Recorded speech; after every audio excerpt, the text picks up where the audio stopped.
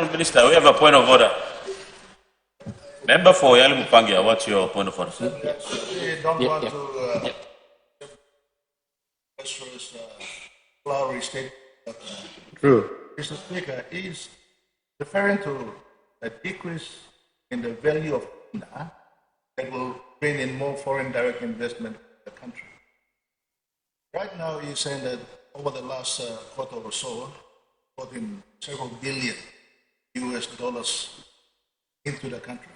He has to clarify whether there is a foreign direct investment or it is coming through the loans that we are achieving. Exactly. It should not be misleading the country and this honorable. One bullshit system. Specific in his statements, because there's, in our view, zero visibility of foreign direct investment in this country very long. Yes.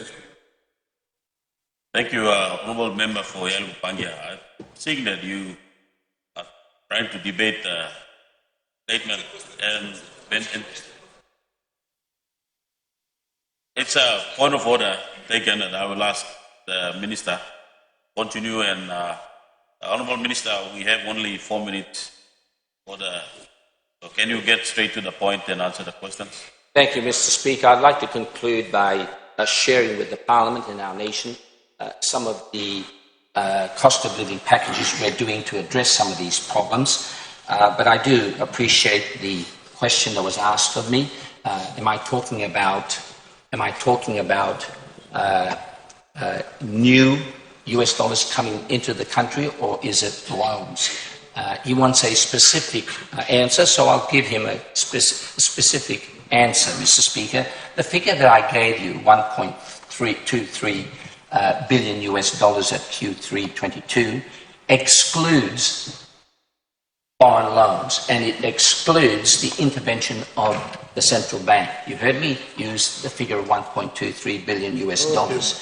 If you included the intervention of the central bank, which may include some loans, the figure would be 1.54 billion US dollars. That's in Q3 2023.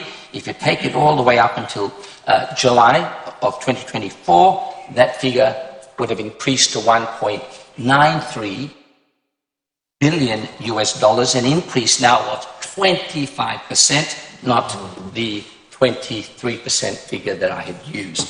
Finally, Mr. Speaker, let me conclude, Mr. Speaker, by saying that with this program of trying to fix our foreign exchange problem, which will have some short-term pain, but some very, very long-term gains, Mr. Speaker, what have we done to try and alleviate or cushion some of the pressures on our people in this country? Can I remind members of this House, in the last 2 years, including this as the 3rd year, we have introduced the largest cost of living budget to assist our people. To date, it's been 1,177 billion Kina, Mr. Speaker, that we have supported our people in 2022 and 2023. This year, it's around about 600 million Kina. That's the 140 million Kina that we had used to pay for project fees that covers over 7,500 families. And as well as that, Mr. Speaker, we had made permanent a reduction in the taxes